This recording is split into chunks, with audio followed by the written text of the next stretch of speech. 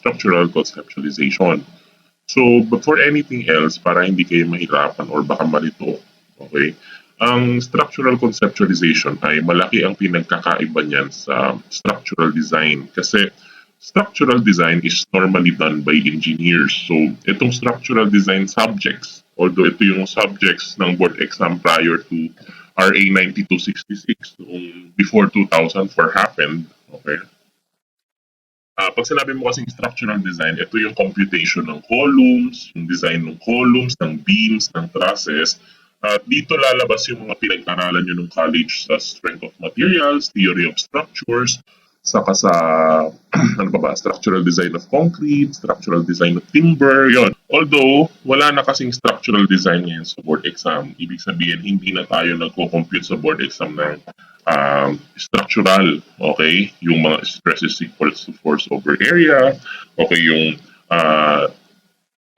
strain is equals to original dimension over deformed dimension. Hindi na yan lumalabas sa board exam because according to RA 9266, okay, the Architecture Act of 2004, sabi doon, ang subject na dapat na itik ng isang architecture student or architecture graduate prior to passing the board exam is not actually sa structural design but structural conceptualization. So ano pinagkaiba ng structural design sa structural conceptualization? Structural design is actually done by engineers. Okay? Pero ang structural conceptualization is still part of the scope ng architect, okay, or the architect services na hindi nyo pwedeng sabihin sa isang project na bahala na yung engineer sa trabaho niya. Kasi again, sa spectrum ng architects, okay, services, triangle yan eh. Nasa pinakatuktok ang architect, susunod yung engineer, tapos susunod yung contractor. Okay? So anong ibig sabihin nun? Lahat ng trabaho nag-i-start sa architect. Kung ano man yung sinimulan ng architect, sinusundan niya ng engineer. Siyempre, kailangan naman gumawa yung architect, ay yung engineer ng halimbawa ng foundation plan. Hindi naman siya pwede gumawa ng foundation plan nang walang floor plan.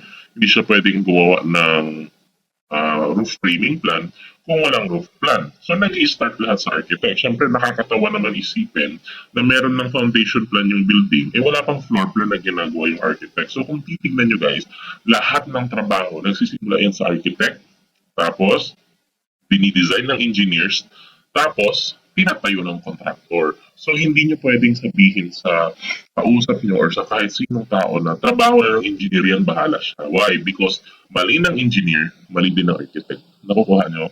That's why ang mga architects pa rin ang considered na prime professional pagdating sa building construction because everything starts with the architect. Sinasabayan niya ng mga engineers at ini-implement yan ng mga contractors. Okay? Kaya, anong purpose ng structural conceptualization? Hindi niya kayo tinuturuan na maging engineer. Kaya hindi na siya structural design tulad dati na nagko-compute tayo ng sizes ng bakal, sizes ng column, timpla ng column, yung concrete niya, thickness ng steel, hindi na. Kasi trabaho na ng engineer yon. Pero, dapat may initial idea si architect kung paano mag-isip si civil engineer. And yan yung obligasyon or yan yung objective ng structural conceptualization. It's not really to train you like engineers, but it is designed, okay? Or it is a subject designed for you to understand kung paano mag-isip yung engineers. Kasi pag hindi nyo alam kung paano tumatakbo ang utak ng mga civil engineers or ng structural engineers pagdating sa structural design, and even actually kaya nyo inaaral ang utilities. Pag hindi nyo alam ang takbo ng utak ng electrical engineer, ng plumbing engineer, or ng sanitary engineer, ng mechanical engineer, syempre, pag hindi nyo alam kung paano sila mag-isip, ang hirap mag-design. Hindi hindi nyo na kailangan mag-compute, for example, ng load schedule. Pero at least dapat alam nyo kung paano mag-pwesto ng outlet. Ilang wire sa ilang wire or ilang outlet sa isang circuit. Okay? Ilan ang spacing ng bakal. Yun mga hindi nyo naman kailangan i-compute yun eh. Anong minimum na size ng bakal? Ano yung mga timpla ng concrete? Those things hindi nyo naman kailangan i-compute yun. Pero dapat alam nyo, you are not alone sa pag-design ng isang building. There is no, there is no I in team, kumbaga. Bakit? Kasi sa isang project, there is always a team. Okay, hindi lang ikaw mag-isa palagi. Meron kang makakapartner palaging engineer, and syempre dahil makakasama mo sila sa trabaho, dapat marunong kang mag-adjust, okay, sa profession nila, kasi without them, hindi mo rin kayang itayo yung building mag-isa. For example na lang, layout ng pipes, di ba? Tama ba yung pwesto ng mga fixture mo? Okay? Yes, magagawa ng paraan ng engineer yan. Pero ang tanong, ready ka ba sa pwedeng implications yan? And syempre, for you to practice pakikisama, okay, sa isang project, you must learn how to think, okay? Like an engineers. You don't need to be an engineer to know stuff, okay? Pero ang limitation ni architect palagi is to understand how they think. Hindi nyo kailangan alamin yung depth ng technicalities ng engineering, but you need to understand how they think and how they work para synchronized kayo, okay, magtrabaho. Kasi ang problema pag hindi kayo synchronized magtrabaho, papalpak yung project. Sino magsasuffer dyan? Yung client. Okay? So sa project, there is always a team. Hindi lang palagi si architect ang nag-iisa dyan. Okay? So, ang context ngayon ng structural conceptualization, again, it's not really to train you or mold you like engineers, but this subject aims you to understand how engineers think. Okay? Para yung project nyo is in harmony with other professionals para iwas or mabawasan tayo ng constraints sa project later on. Okay? So, yan. So, ano ba ang structural conceptualization? Okay? Ang structural conceptualization sa board exam has two major subtopics. Okay? Yan yung estimates. Okay? So, I'm sure alam nyo naman na yan. And the other one is yung structural concepts and strategies. Dito ngayon papasok yung mga concepts or civil engineering or structural engineering concepts not required for you to compute. Kaya huwag kayong matakot kasi walang computation dyan. Okay? Pero may analysis. Okay? Ano ba yung mga iba't ibang structural concepts and strategies na ginagamit sa building? Palagi lang ba tayong post and lintel? Hindi. Kasi meron tayong iba't iba pang structural concepts na pwedeng i-implement sa building. Okay, maliban sa post and lintel, marami pa at may kanya-kanya siyang pinagagamitan. Okay?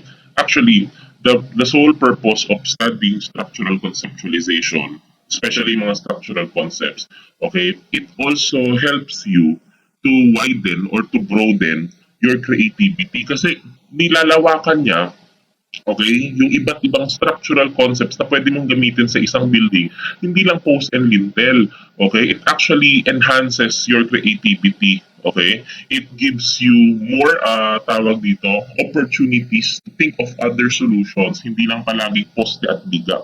Marami pa sila, okay? Tinatanong yan sa board exam and ginagawa yan sa practice, okay? Actually, wag kayong mas stress sa structural conceptualization because it is fairly easy. Especially ang estimate. Maraming nahihirapan sa estimate pero kung tutuusin, napakadali lang yan.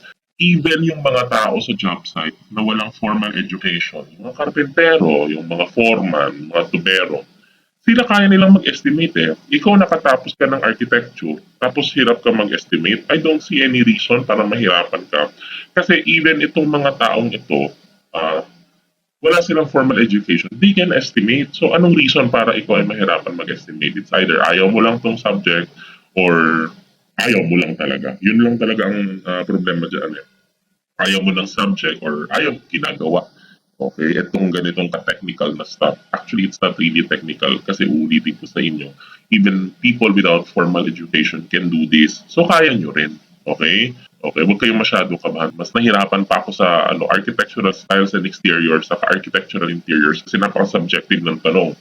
Kasi pag tinignan mo yung questions sa architectural interiors saka exteriors, yung set of questions, tapos yung set of choices, pag tinitingnan mo, lahat tama, may best answer pa. Yun lang ang hahanapin mo.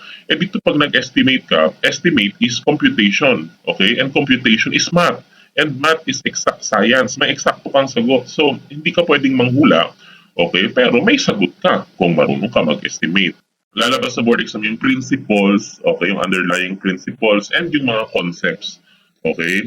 Ng structural conceptualization or structural concepts. Lalabas sa board exam yun. Pero yung mga computation, not necessary. Analysis, lalabas. Interpretation, lalabas. For example, ibigyan kayo ng shear and moment diagram. hindi nyo na kailangan i-compute yun. Bibigyan kayo computed na. Pero i-interpret nyo, anong ibig sabihin ng shear and moment diagram? Ano pwede mangyari sa building dahil ito yung shear and moment diagram? Okay? O analysis ang kailangan nyo i-practice. Wala nang computation. Kasi nga, nakalagay yan sa RA 9266 na ang limitation na lang ng trabaho ng architect is structural conceptualization, not anymore structural design.